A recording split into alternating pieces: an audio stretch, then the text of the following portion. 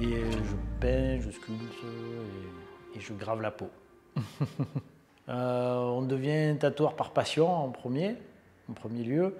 Et à force de travail, de rencontres, on peaufine les techniques et on progresse. Voilà, mais c'est la passion qui parle en premier. J'ai commencé par tatouer à 19 ans parce que j'avais rencontré un Anglais qui m'avait filé du matos. Enfin, bon, c'était un peu à l'arrache et ça m'a plu. Et j'ai mis ça un peu de côté, j'ai fait une formation de graphiste, donc j'ai beaucoup travaillé, j'ai travaillé dans la pub, j'ai fait beaucoup d'illustrations.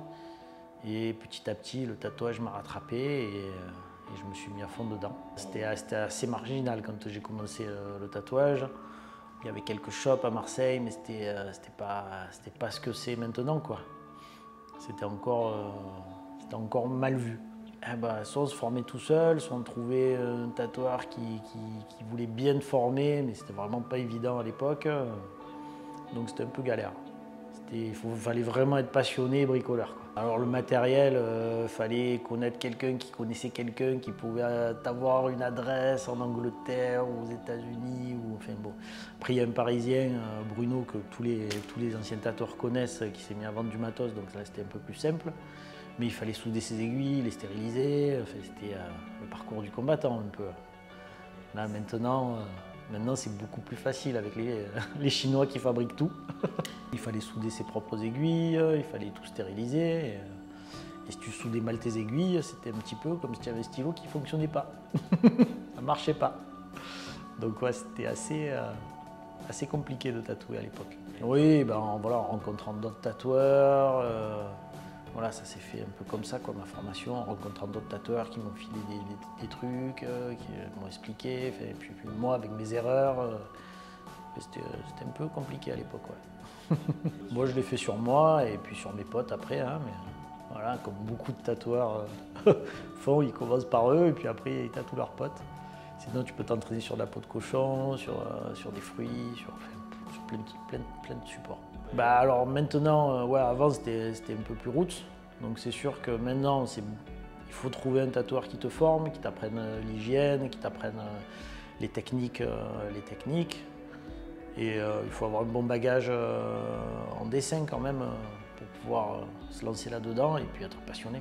Alors si on n'est pas très bon en dessin, il faut être assez carré, assez minutieux, parce qu'il y en a pas mal qui ne dessinent pas forcément du figuratif, mais qui font de la géométrie ou qui font de l'ornemental, ou qui font des trucs qui n'ont pas besoin de ressembler à une photo ou à du photoréalisme, quoi. Mais par contre, voilà, il faut être carré, il faut avoir une compétence quand même assez rigoureuse pour faire ça, autant dans le dessin, autant dans la géométrie. Voilà, il y a plusieurs canaux pour devenir tatoueur, mais toujours la passion qui prime. Ouais, il y a un moment donné dans ma vie où j'en avais marre de faire de la pub et le tatou m'appelait et je me suis dit en fait c'est ça, quoi, c'est ça, et je me suis jeté dedans et voilà, ça fait plusieurs années maintenant que j'y baigne.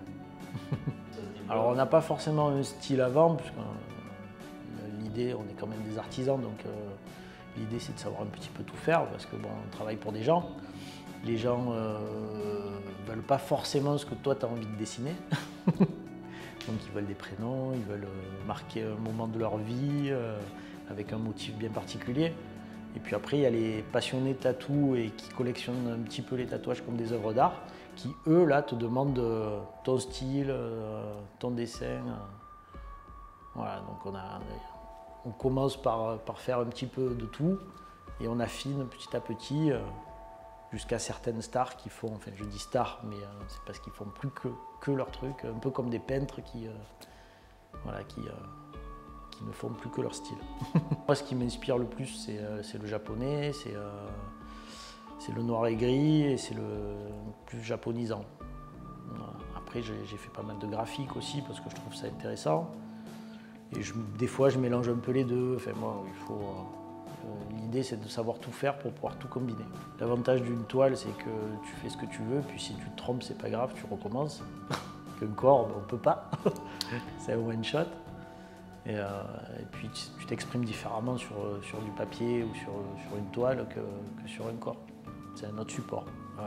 Moi, mon premier tatou, j'ai fait, j'avais 19 ans, mais on va dire que ça fait un peu plus de 10 ans que je suis vraiment à fond dedans, quoi. Il y a eu une évolution, déjà de par les médias qui ont diffusé tout ça, c'est devenu plus populaire. Avant, les tatouages, on les cachait. On commençait par faire des endroits, une épaule, une omoplate. Et maintenant, la plupart du temps, c'est les avant-bras, voire les mains. Faut que ça se voit, alors qu'avant, c'était l'inverse, il fallait les cacher. Donc, comme quoi, c'est vraiment rentré dans la culture populaire. Et les techniques ont évolué, les gens qui se sont mis au tatou, il y a beaucoup de nouveaux tatoueurs qui ont des gros bagages artistiques et qui sont très forts techniquement déjà en dessin. Donc, ils ont juste la technique du tatou à apprendre et une fois qu'ils l'ont maîtrisé, ils font des trucs incroyable. On a quand même on a un bon panel de très bons tatoueurs en France, dans beaucoup de styles différents. Donc ouais, on n'a pas à avoir honte par rapport à certains pays. On a vraiment une bonne qualité en France quand même. Le pire truc, je ne sais pas s'il y a pire. Le pire, c'est quand on fait des tatouages erreurs. On fait le prénom de sa petite amie ou de son petit ami, pensant que c'est l'élu. Et que non, ouais, je crois que les pires erreurs de tatouage, c'est ça. Après, des trucs loufoques, ça peut être loufoque pour quelqu'un et pas pour un autre. Alors du coup, je trouve plus rien de loufoque maintenant. Déjà, il faut que le client soit motivé, parce que bon, c'est une épreuve.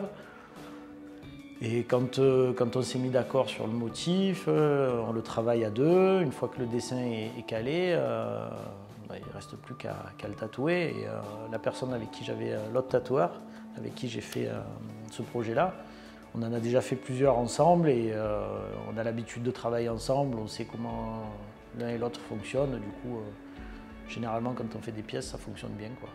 Alors on est à 5-6, ça dépend en fait un peu des périodes, c'est que des indépendants, donc ils travaillent et puis ils vont travailler un peu ailleurs, ils reviennent.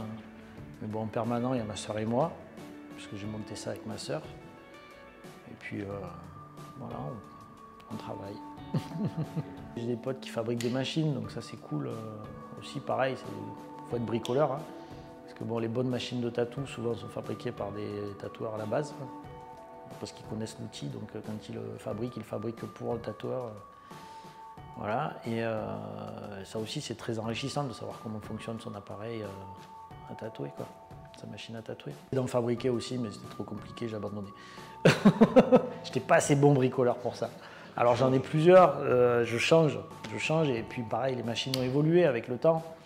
Donc au début on travaillait beaucoup avec des coils. Donc les coils c'est des machines à bobines magnétiques qui font le bruit caractéristique, le voilà. Et puis le matériel a évolué, donc là maintenant on a beaucoup de sur le matériel qu'on utilise, il y a pas mal de pennes, on appelle ça des stylos. Et c'est vrai que ça ressemble à un stylo, parce que maintenant ils ont apparu sans fil, donc on a des batteries intégrées, c'est super léger, ça ne vibre pas, ça ne fait pas de bruit. Donc ça aussi, c'est des techniques qui ont évolué en 20 ans. C'est plus du tout la même chose. Oui, au début, on travaillait beaucoup, on travaillait avec du papier et du crayon. Hein. Donc ça m'arrive encore, forcément, de travailler avec ça. Mais c'est vrai que l'avènement de la tablette a fait qu'on a gagné un temps fou avec cet appareil pour pouvoir faire les croquis, les modifier à l'instant T. On a gagné un temps fou avec ça. Alors je voyage pas mal pour les conventions. Donc je suis allé un petit peu partout en Europe et ailleurs pour des conventions. Et puis sur ces conventions-là, tu rencontres d'autres tatoueurs qui viennent d'autres pays. Et puis du coup, ils t'invitent à venir chez eux. Et puis toi, tu les invites ici. Et puis il y a beaucoup d'échanges en fait. Il y a beaucoup d'échanges et ça enrichit forcément ta culture et ta technique. Pour apprendre, tu apprends tout le temps quand tu rencontres des gens. Au niveau de la technique, pareil, tu apprends aussi plus ou moins en fonction de tes rencontres. Et les voyages, ça te permet culturellement de t'ouvrir à de nouveaux styles, à de nouvelles idées. C'est sûr que quand on arrive au Mexique, on n'a pas du tout la même culture qu'en France au niveau du tatou, donc ça te permet de développer d'autres trucs, quoi. Tu fais un bouillon de culture, d'idées là, et ça te prend, puis tu dessines, et puis tu dis ah, j'ai vu ça là-bas, puis j'ai pensé à ça, et puis tu rajoutes, et tiens, ça fonctionne bien, et bam bam, et voilà, et tu crées un truc. Oui, ça part toujours d'une idée, et au fur et à mesure, d'autres idées viennent se greffer sur ton motif pour le faire évoluer, pour l'enrichir. Et plus tu voyages, plus tu emmagasines de choses, et plus ton dessin est riche de détails, d'idées, de références. Voilà, c'est un travail constant. Il y a toujours ce moment de est-ce que je vais réussir, est-ce que je ne vais pas foirer mon truc. On n'est jamais à l'abri d'une erreur, hein. Voilà, et donc il faut respirer, respirer, se concentrer, toujours être concentré. Oui, j'avais rencontré un tatoueur américain, j'avais fait une petite formation avec lui, et lui il fait des trucs incroyables. Puis il était là, il disait oh, tu fais comme ça, tu fais comme ça. Bon, j'ai essayé de faire pareil, ça marche pas. J'ai pas la même technique que lui, mais c'est vrai que c'était quand tu rencontres des gens qui sont, c'est des démons, ils sont trop forts. Ils sont trop forts, et puis ils restent quand même assez humbles parce qu'ils sont. Voilà, on peut discuter avec eux, pareil, la rencontre ça t'enrichit, et ben, ils distillent un petit peu de leur savoir. Après, à toi de l'appliquer au mieux, ce qui n'est pas évident. Ah, les premiers, c'était compliqué, c'était un petit peu. Enfin, ils faisaient comme ils pouvaient, ils apprenaient avec leurs erreurs, et puis après, ben, pareil. Moi j'ai fait cette erreur-là, il ne faut pas que tu fasses comme ça, fais comme ça, et puis de petit à petit, tout le monde progressait, quoi, mais voilà, c'est toujours basé sur l'échange. S'il n'y a plus d'échange, ben forcément on ne progresse plus, quoi. On reste dans notre petite case et on n'avance plus.